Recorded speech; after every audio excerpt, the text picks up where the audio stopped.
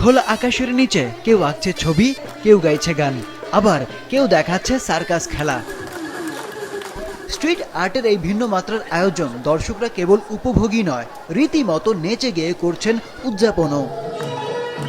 মিশরের কায়রোতে সপ্তাহ ধরে চলছে এই ওপেন এয়ার কালচারাল প্রোগ্রাম। উপভোগ করতে আসা দর্শনার্থীদের উচ্ছ্বাসটাও বাঁধ ভাঙা। স্ট্রিট আর্টের এই আয়োজনকে স্বাগত জানিয়ে বলছেন, মিশরের নিজস্ব সংস্কৃতির ছোঁয়া পেতে এমন উদ্যোগ আরও হওয়া চাই। অনেকেই বলে আর্ট স্ট্রিট হলো সফট পাওয়ার। আমি বলি এটা ভীষণ শক্তিশালী ও চমৎকার, যা একটি মানুষের জীবনে পরিবর্তন এনে দিতে পারে।